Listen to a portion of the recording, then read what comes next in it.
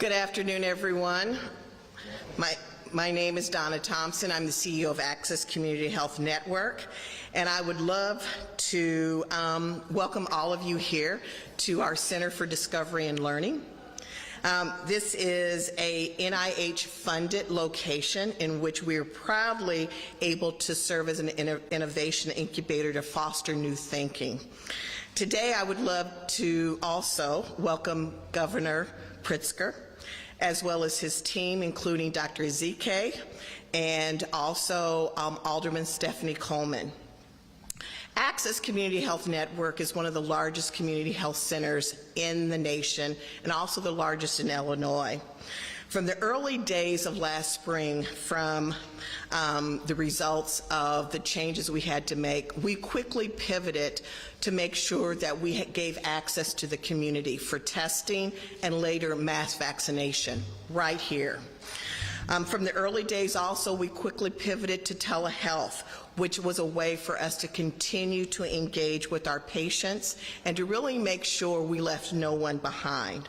To date, as we have not only tested, but also provided thousands of mass vaccinations across our most vulnerable communities and residents, 35% of those that have been vaccinated occurred right in this building. We serve a predominantly Black and brown community, and we have seen up close the devastating effects that the virus has had on our communities, and how health disparities and inequities have also compounded the risk for our patients and local residents. With the state's reopening last week, we are also seeing disturbing divides across our communities.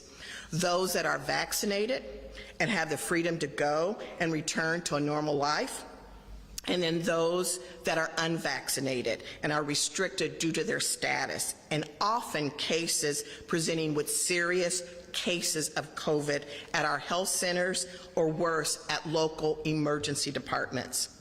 So on behalf of Access and our board of directors, I commend Governor Pritzker and his team for their efforts to promote vaccinations so that we can make sure that health equity across the state, both in terms of high vaccination rates and low COVID cases, continue.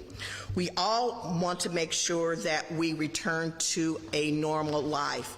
And again, I want to stress that as a healthcare provider, and personally I'm also a registered nurse, we at Access take our responsibility to be reliable, trusted sources for information during this pandemic very seriously, and have worked to dispel myths surrounding the vaccine, as well as lead with the facts and science. Now, through persistent outreach and education to our patients and community partners, we've seen how the vaccination rates can climb, but there's still so much work to do. And of those vaccinated at Access, 2/3 are Hispanic, Latinx, and 20% are Black. Now, as we see demand for mass vaccination sites decrease across the state and country, we're shifting our efforts to ensure that the majority of our health centers are able to provide on-site vaccines to our patients and community members. This will allow our teams to now vaccinate individuals right away during their regular wellness visits, eliminating the need to book multiple appointments or to go through multiple places to receive the care that they need, not only for COVID, but also to get them engaged with preventive services. Our goal is simple. We want to increase and engage our vaccine-hesitant patients in one-on-one conversations about the vaccine and why it is so important. Only with honest dialogue can we begin to dispel any of the myths and misconceptions. Interested community residents can go to our website, achn.net, to learn more about the closest access location and where they can get the vaccine.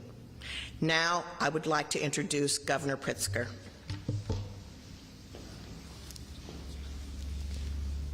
Thank you very much. Well, thanks so much to Donna and to Dr. Janine Woodard, who's with us today, and to Access Community Health Network and the family of people who work here and do such important work for the community. I want to thank all of you for hosting us. I also want to thank Alderman Stephanie Coleman for welcoming me and welcoming Dr. Ezike to her ward and being here today to help emphasize the very important work ahead. Although we're here to talk about vaccinations, I want to take a moment first to express our sorrow and to pay tribute to the lives lost earlier this week here in Englewood. A mass shooting, brutal, senseless, and tragic by definition, stole the lives of 4 people and injured 4 others. The latest in a string of terrible acts of violence committed against a community that is already hurting.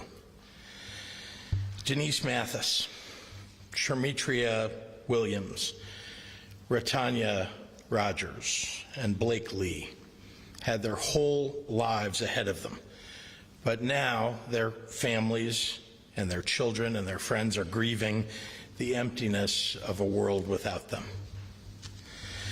Nothing we do right now will replace any of the lives lost.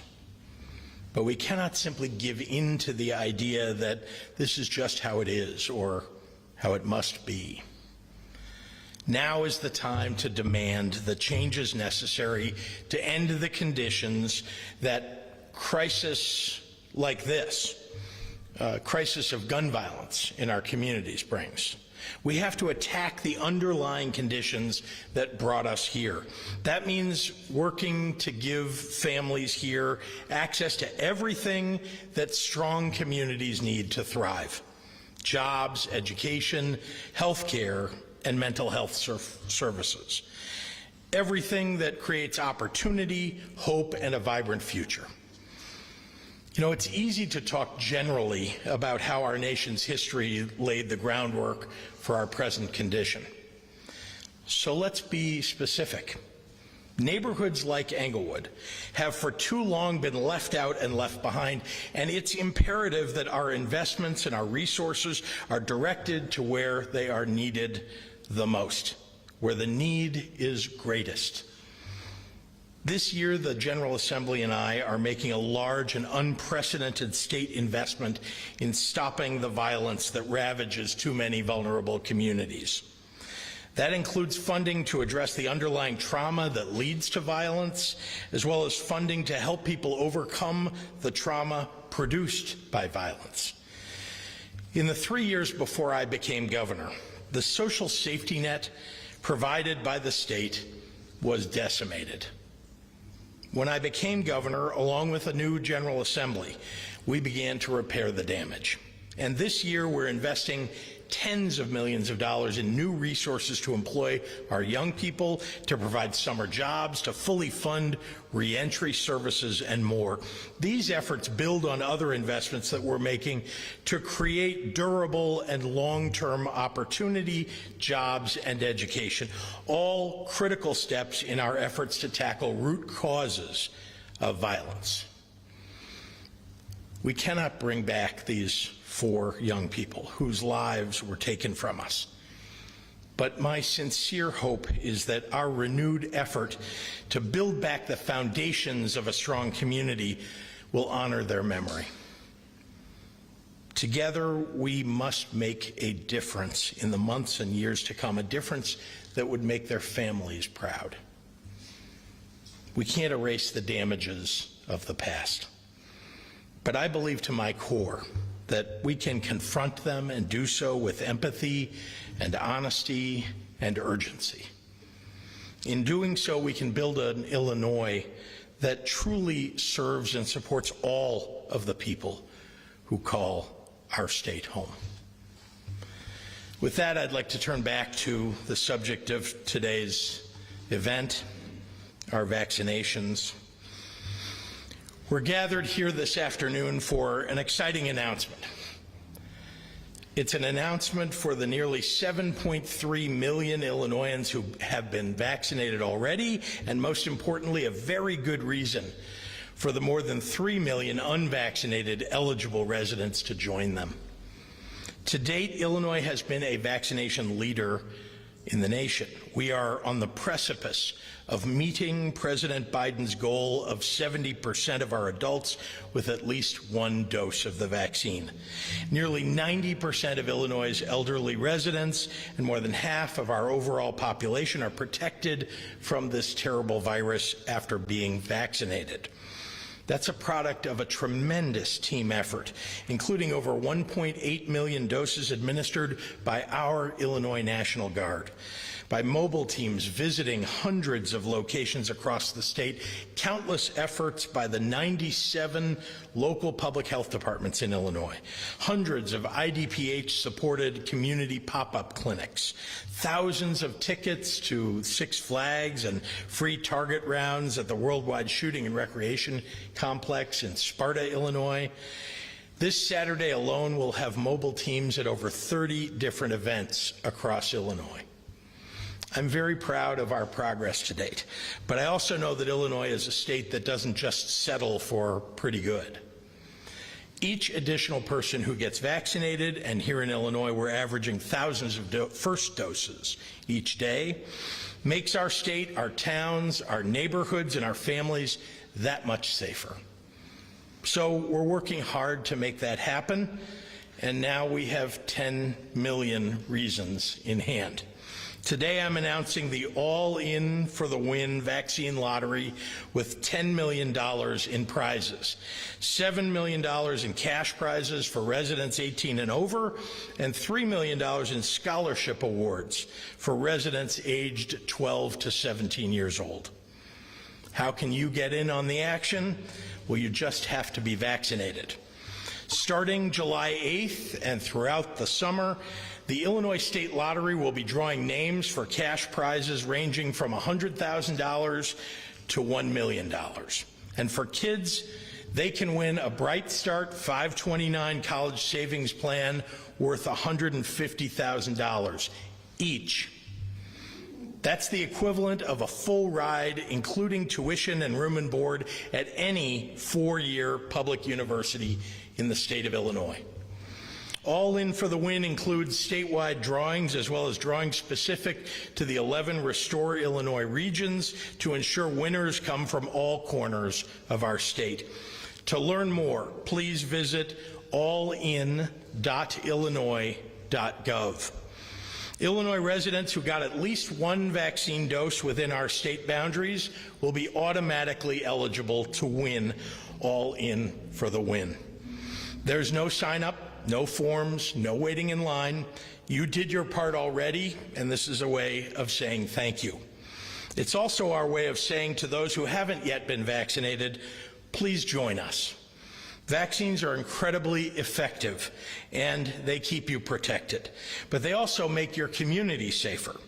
It's great that your grandma or your grandpa have been vaccinated, but you can make them even safer by getting vaccinated too. You can get a vaccine at a pharmacy, at your doctor's office, or a clinic near you. They are free. Let me repeat that. You can get one at a pharmacy, at a doctor's office, at a clinic near you, and they are free. Visit vaccines.gov, text your zip code to 438-829, or just call 800-232-0233. Get your first dose before July 1st to be eligible for the first drawing and for every drawing thereafter. We'll continue to check our records before each drawing to make sure you're included if you've been vaccinated. Folks, this might be a lottery, but COVID-19 is not a game. In the past 24 hours, we received reports of 16 additional deaths due to COVID-19. In 2020, in the year 2020, more Illinoisans died from COVID-19 than from strokes and accidents combined. With a vaccine widely available and free, it doesn't have to be that way. All In for the Win is yet another way that we're working to ensure that every resident is protected from COVID-19, and especially this virus's more dangerous variants. Getting the shot now is going to help us end this thing. So please vax up, Illinois. If you do, you might even hit the jackpot. So thank you, and I'm very proud to hand it over to a real leader in our communities, and that's Alderman Stephanie Coleman. Alderman. Thank you, Governor Pritzker. 16 months ago, Dr. Donna Thompson, it was much colder outside. We announced, and the Access Health family and Dr. Butts announced the first location for COVID testing on the Southwest side in the greatest war in the city of Chicago and the greatest state in the nation, Governor Pritzker. 16 months ago, we did not know if our communities would even be accessible to a vaccine. I don't even believe a vaccine was named. We were in the unknown. Black and brown people were dying, testing positive by the day, by the minute and hour. As Governor Pritzker acknowledged, just 48 hours, I watched 4 bodies be wheeled out 4 blocks away from my home, of young people my age, of mothers who left their children motherless, of families mourning, one young lady who would have graduated yesterday. And I often say the problem is in Inglewood and Chicagoline, Gage Park, New City, back of the yards, has been the lack of investment. And Governor Pritzker, I want to publicly thank and acknowledge you for knowing the importance of investment and pivoting in the pandemic to save the lives of our community. You are to be commended. I don't think that you get your accolades enough for realizing, you use my favorite F word, my other favorite F word, funding. Funding in those communities like Inglewood that has been for far too long underinvestment, not invested, disinvestment, so that our communities will thrive like others and reflect the great state of Illinois and all of the thriving communities in this great city of Chicago. I have the esteemed pleasure of introducing my sister in Greek, my sister in service, our champion, our advocate, our doctor, who not only has given us the message of saving lives, wearing our masks, but getting vaccinated, spreading that word throughout the state of Illinois, Dr. Ezike.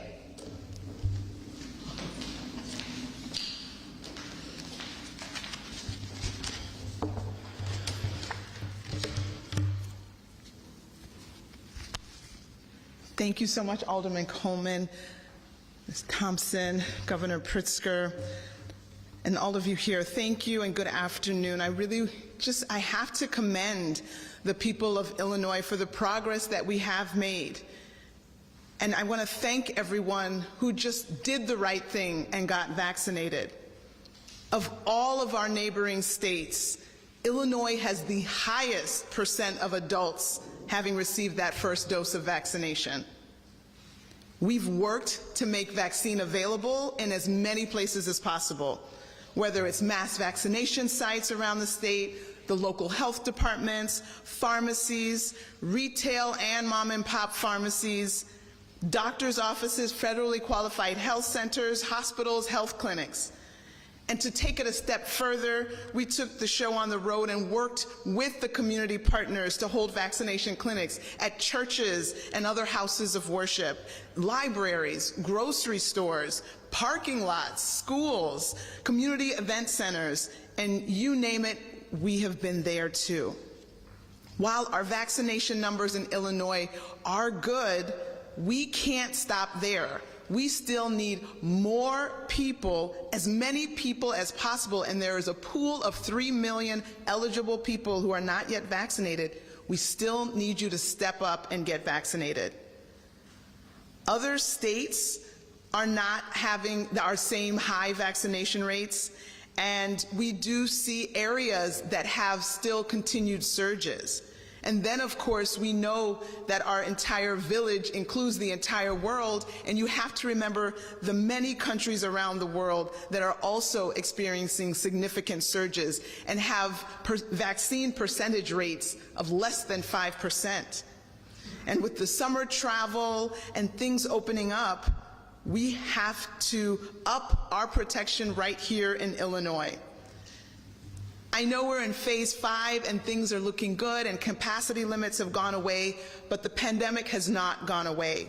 It's not over, and as long as the virus is still allowed to circulate, it will have the opportunity to mutate. And as it mutates, that is how you get the new variants.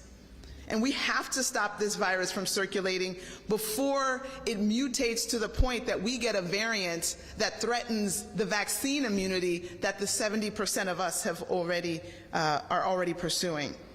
And the way to stop that is through vaccination. And so yes, you've already been vaccinated, then get your neighbor and everyone else vaccinated as well. We urge people to talk with their doctor or healthcare provider about why they got vaccinated. About 95% of doctors got vaccinated. So talk to him or her and ask, why did you get vaccinated and why do you think I need to get vaccinated? Use credible sources to get the information about vaccine. Go to dph.illinois.gov, go to cdc.gov, go to your healthcare system's website. And again, if you've been vaccinated, you're not done. Keep talking to your friends, keep talking to that fam who's still sitting at home, and maybe remind them about these 10 million reasons why they should get it now. Our hope is that once you get the facts, you will get that vax, along with the chance to win a bunch of money and maybe a college scholarship. And with that, I will summarize my comments in Spanish. Gracias y buenas tardes. Quiero felicitar a la gente de Illinois por el progreso que hemos logrado y gracias a todos que ya se han vacunado contra COVID-19. En nuestros estados vecinos, Illinois tiene el porcentaje más alto de adultos que han recibido al menos de una dosis de vacuna.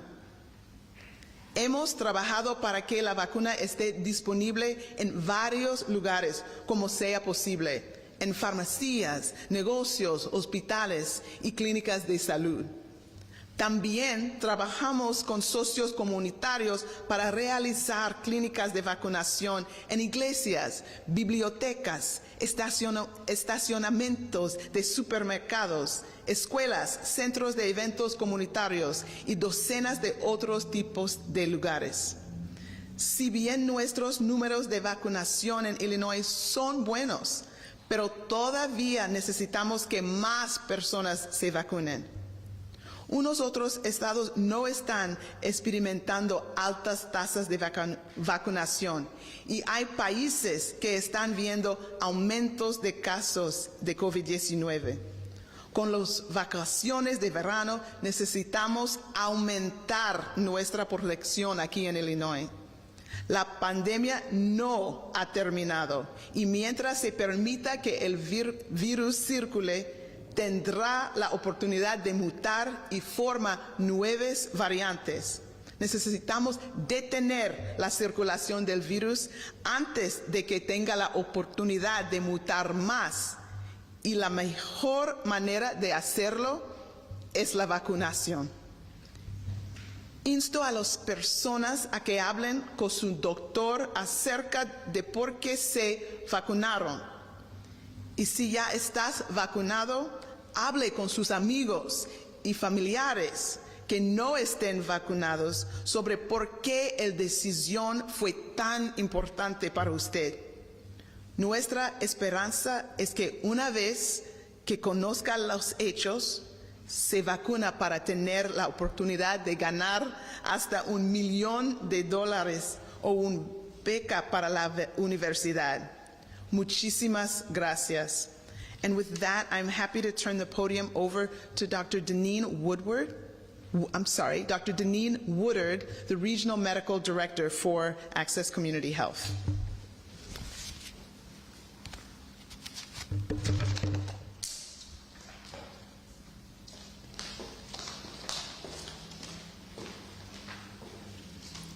Good afternoon. I am Dr. Deneen Woodard, and I am one of the regional medical directors for Access. I've had the privilege of working for Access for over 20 years in the health centers on the south and west sides of Chicago.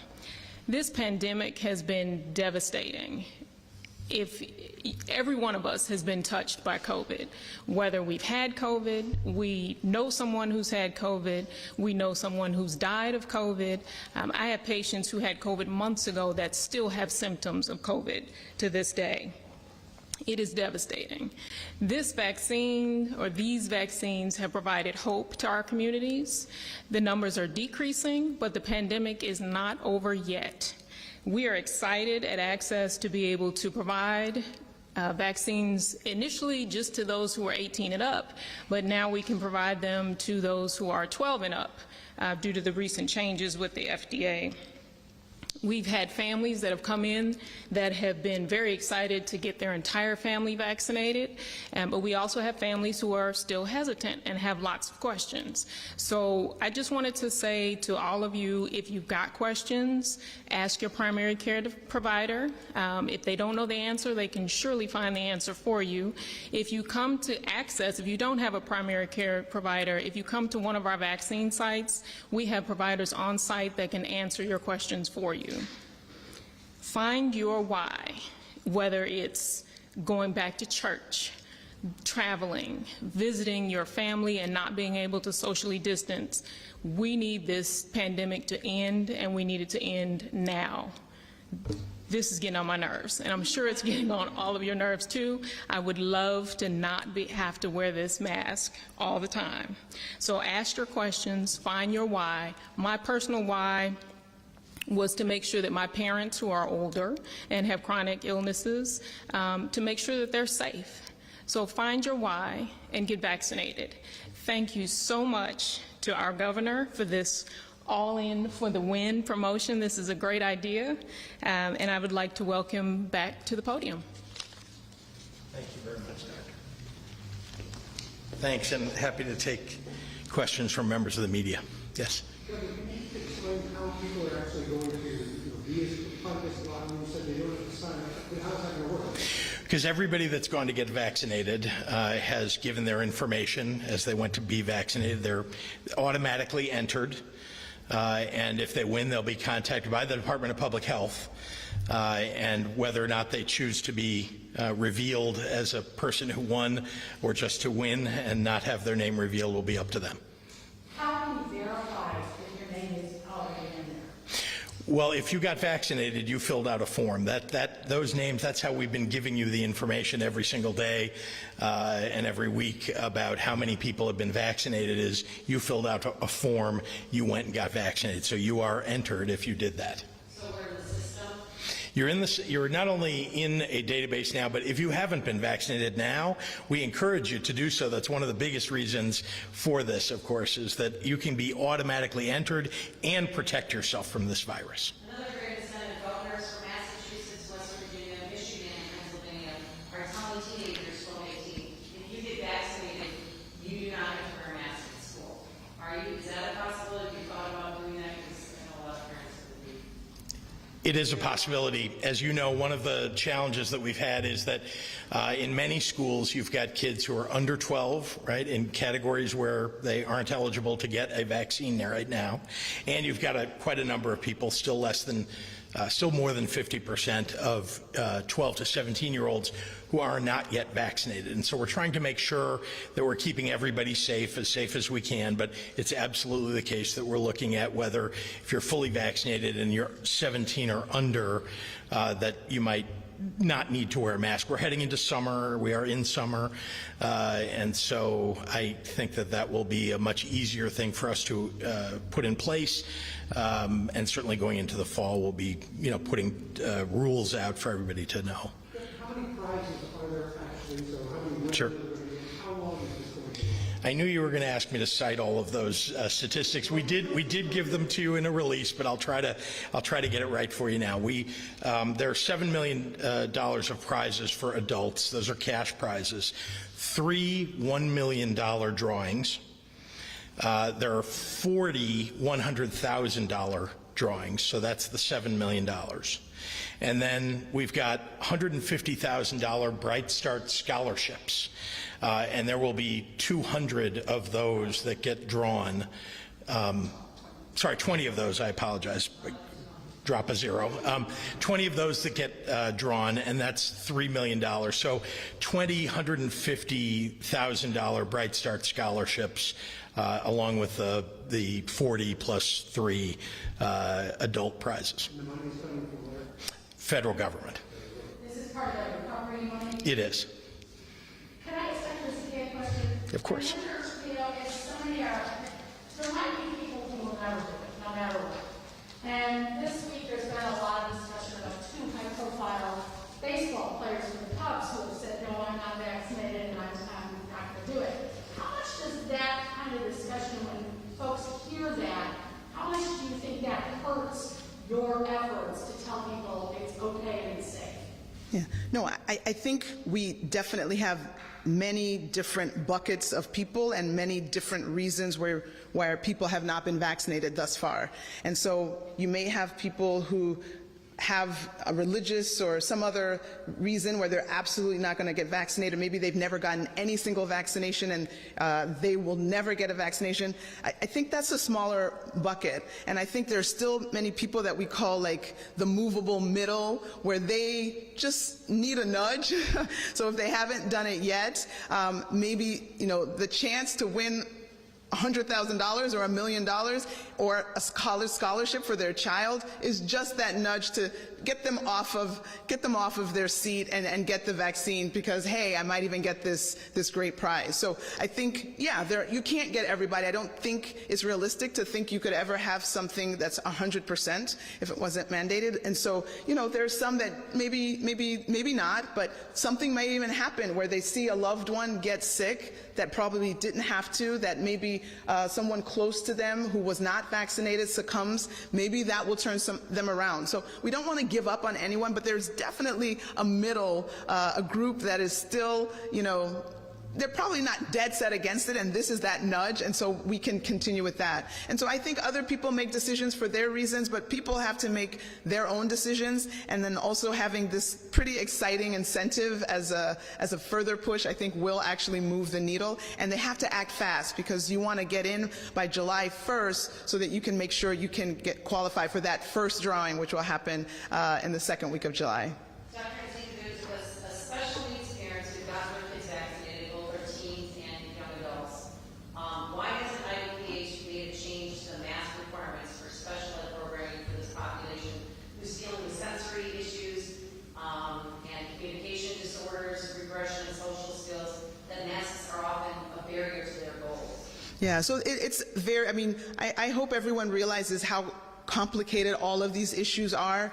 They're not as simple as, get rid of the mask. You have to remember that masks really have been an important player, and as much as people might be tired of their masks, the masks have saved millions of lives. And so when we think about the kids who are most at risk, kids with neurocognitive, neurodevelopmental disorders, they actually are at highest risk. And then when we think about the number of kids that might be in a circle where many kids have not been vaccinated. So we are looking at all the guidance for daycares, for schools, trying to take into account where we are, because we are in a great place. We're in the best place that we have been with regards to this pandemic. And so we have said, look, we have to seize the moment now and see what things can be relaxed, what makes sense, at least for now, again, not knowing what the fall, what the winter will hold. So we're looking through all of our guidance. We're looking at school guidance. We're looking at daycare. So there may be some updates, so please stay tuned. But we understand the issues, and we also know it's a very complex issue that has many, many sides that we're working through.